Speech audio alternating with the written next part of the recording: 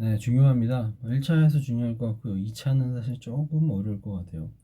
네, 헌법 내기도 좀 나오고 하니까 헌법에서 요 파트를 좀 또 보셔도 좋을 것 같습니다. 헌법은 27조 이제 재판 청구권 쪽입니다. 보시면 될 것 같고요. 자폐성 장애 겸 지적 장애인이 추행을 한 경우에요. 당한이 아니라 맞죠? 한 경우 어떻게 인정을 해야 될까라는 겁니다. 자, 추행의 고의를 당연히 부인하겠죠. 그럼 어떻게 판단할까? 그리고 이 사람이 장애인인 경우에는 심리상 어떤 유의점이 필요한가? 피고인이 제출한 증거가 피고인의 주장 사실을 인정하기에 부족하다는 이유로 유죄를 선고할 수 있는지는 또 소극적이죠. 그렇지 못하다라는 거죠. 피고인이 제출한 증거가 피고인의 주장 사실을 인정하기 부족하다라는 이유로 유죄 선고할 수 있느냐? 못하다는 거죠. 왜냐면 유죄의 어떤 사실 입증은 다 검사 책임입니다.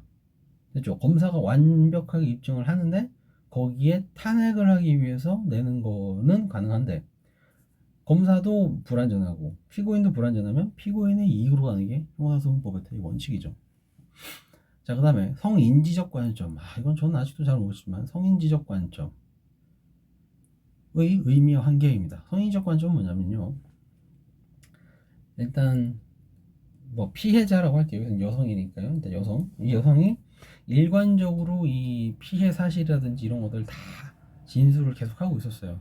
어떠한 유도신문이나 어떻게 다르게 물어봐도 패러프레이징을 아무리 해도 정확하게 일관적으로 이야기를 하고 있습니다. 그렇다면 성인지적 관점에서 다른 증거가 없더라도 이 피해자의 진술이 증거가 될 수 있다라는 관점이었어요. 그런데 대법원에서 야 이거 좀 심하지 않냐?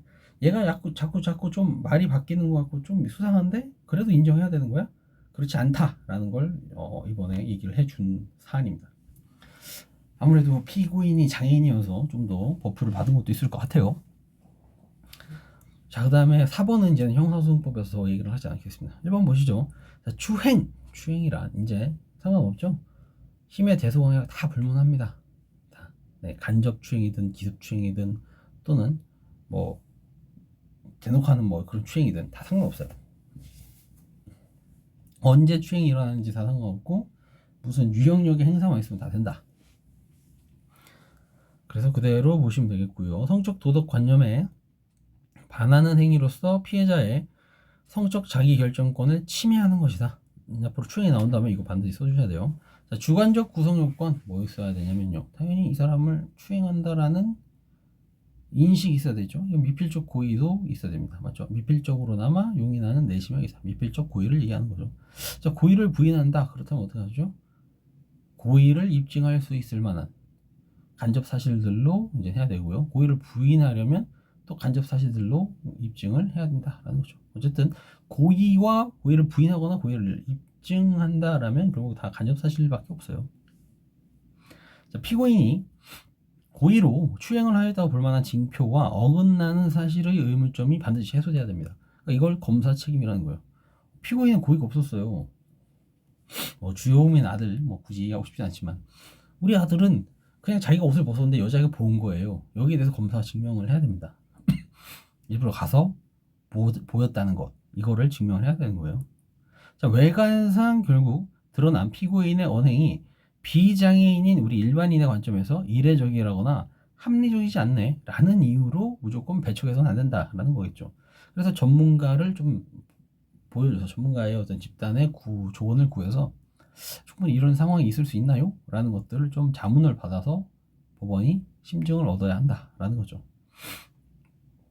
자, 특정 범행의 구성요건 해당 여부에 관한 인식을 전제로 이를 용인하는 내심의 의사까지, 다시 말해서 추행의 행위와 이를 용인하는 미필적 고의까지 있었다는 점에 관하여 합리적 의심을 할 만한 여지가 없어야지만 인정해주겠다라는 겁니다. 힘들죠, 사실상. 자, 2번 보시죠. 헌법 27조 사항에 따라서요, 피고인은 결국 뭐가 된다? 형사의 유죄 재판이 확정될 때까지 무죄로 추정된다라는 거죠. 수사 단계 역시 마찬가지고요. 형사재판 전반을 이끄는 대원칙이에요. 그러니까 의심스러우면 피고인의 이익을 위주로 간다. 형사소송법 307조 2항이요. 범죄 사실의 인정은 역시 합리적인 의심이 없는 정도의 증명에 이르러야 한다니까요. 검사의 책임이 막중합니다. 법관은 검사가 제출해서 적법 채택 조사한 증거만으로 유죄를 인정하여야 하고요. 합리적인 의심을 할 여지가 없을 만큼의 어떤 심증을 얻어야지만, 이 심증이 확신을 가지는 증명이 심증이에요. 엄격한 증거에 의해서 공소 사실을 증명할 책임은 결국 검사에게 있다. 검사가 결국 그만한 확신을 못 가지게 하죠? 그럼 어떻게 되죠? 피고인이 유리하니까 피고인이 무죄가 되는 겁니다. 그 부분에 대해서는 무혐의가 되는 거죠. 피고인이 마침 주장이나 변명이 좀 모순, 석연 이런 게 좀 있어요. 모순되거나 석연치 않아요. 그렇다도 하더라도 검사가 입증을 다 못했으면 피고인의 주장은 좀 이상한 점이 있더라도 검사 주장이 우선이기 때문에 검사가 못했으니까 검사가 탈락돼서 결국 이 공소 제기된 사실은 이제 탈락돼서 변호사가 피고인이 승리한다라는 겁니다. 되시겠죠? 네. 그래서 여전히 증명 책임은 검사에게 있다라는 겁니다. 그래서 공소 사실과 배치되는 자신의 주장 사실에 관해서 증명할 책임까지 피고인이 부담하는 건 아니다라는 겁니다. 너 나쁜 짓 했잖아. 그래서 정확하게 다 증명을 해서 이상 빠져나가지 못할 정도로 증명을 했다라면 거기에 대한 반박으로 피고인이 할 수는 있어요. 하지만 검사가 덜 증명했는데 내가 굳이 다 증명할 필요가 없어요. 제가 이렇게 해서 또 한 명 빼는 경우가 있는데 좀 아쉽긴 합니다만 아무튼 네, 변호사의 할 일이니 어쩔 수 없죠. 네, 여기까지만 그렇습니다. 아무튼 이게 바로 검사가 정확하게 다 짚고 들어왔어야 한다라는 거 반드시 알아두셔야 됩니다.